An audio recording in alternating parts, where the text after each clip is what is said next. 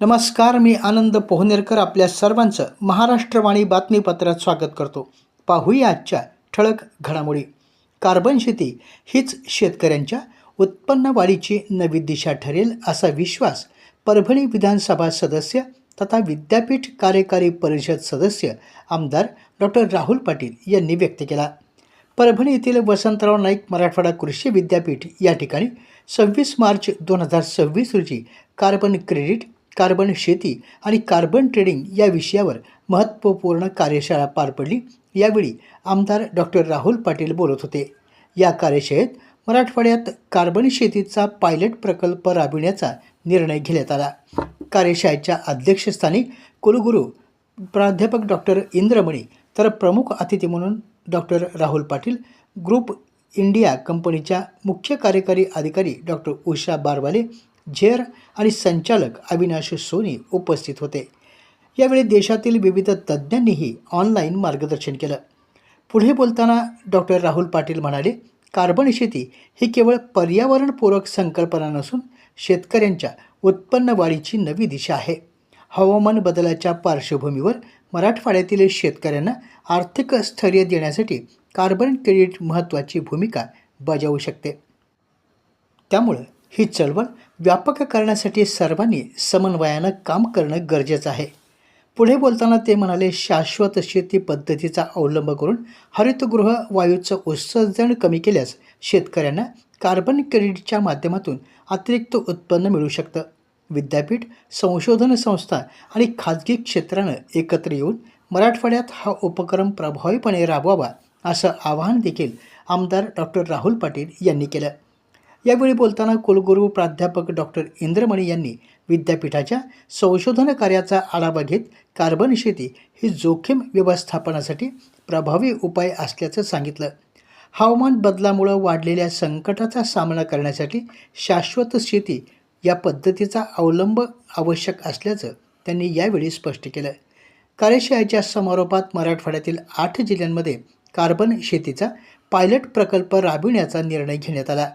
यावेळी संशोधन संचालक doctor Khizar Beg, doctor Harihar Kausalikar, doctor Vinay Sehgal, doctor Aarti Bhatia, doctor Pramod Jha यांच्यासह विद्यापीठातील शास्त्रज्ञ उपस्थित होते. परभणी जिल्हा परिषद येथील सभापती समाज कल्याण समिती आणि सभापती महिला व बाल कल्याण समिती तसेच उर्वरित 2 विषय समित्यांच्या सभापती पदाच्या निवडीसाठी गुरुवार दिनांक 2 एप्रिल 2026 रोजी दुपारी 2 वाजता विशेष सभेचं आयोजन करण्यात आलं आहे. जिल्हाधिकारी यांच्या आदेशानुसार ही प्रक्रिया राबविण्यात येणार असून सभेच्या अध्यक्षस्थानी पीठासन अधिकारी तथा उपविभागीय अधिकारी उदयसिंह भोसले यांच्या अध्यक्षतेखाली निवड प्रक्रिया पार पडणार आहे. निवडणुकीसाठी इच्छुक उमेदवारांकडून नामनिर्देशन पत्र हे 2 एप्रिल 2026 रोजी सकाळी 10 ते दुपारी 12 या वेळेत स्वीकारले जाणार आहेत. सर्व नवनिर्वाचित सदस्यांनी या दिवशी सकाळी 10 वाजता जिल्हा परिषदेच्या सभागृहात उपस्थित राहावं असं आवाहन सचिव तथा उपमुख्य कार्यकारी अधिकारी सामान्य प्रशासन डॉक्टर संदीप घोणसीकर यांनी केलं आहे. परभणी जिल्ह्यामध्ये पेट्रोल आणि डिझेल विक्रीवर लावण्यात आलेले निर्बंध प्रशासनाने रद्द केले आहेत. पूर्वीच्या आदेशानुसार दुचाकीसाठी 200 रुपये आणि 3 किंवा 4 चाकी वाहनांसाठी 200 रुपये इतकी इंधन भरण्याची मर्यादा निश्चित करण्यात आली होती. मात्र हा निर्णय रद्द करण्यात आला आहे. दरम्यान परभणी जिल्ह्यात पेट्रोल आणि डिझेल साठा मुबलक प्रमाणात उपलब्ध आहे. त्यामुळं नागरिकांनी अफवांवर विश्वास न ठेवता केवळ आवश्यकतेनुसार इंधन वाहनाच्या टाकीमध्ये भरून घ्यावं असं आवाहन जिल्हा पुरवठा अधिकारी विलास मोसळे यांनी केलं आहे. दरम्यान कॅन, बाटली किंवा इतर भांड्यात खुले इंधन विक्री न करण्याबाबतचे आदेश कायम असणार आहेत. जिल्हा कोषागार कार्यालयाने मार्च अखेरच्या पार्श्वभूमीवर सर्व शासकीय विभागांना महत्त्वाचे निर्देश दिले आहेत. 28 मार्च शनिवार आणि 29 मार्च रविवार या सार्वजनिक सुट्ट्या आणि 31 मार्च रोजी महावीर जयंतीची सुट्टी आहे. आर्थिक वर्ष 2025-26 अखेरच्या कामकाजासाठी 28, 29 आणि 31 मार्च या दिवशी कोषागार कार्यालय नियमानुसार उघडे राहणार असून व्यवहार पूर्ण करण्याचे आदेश देण्यात आले आहेत.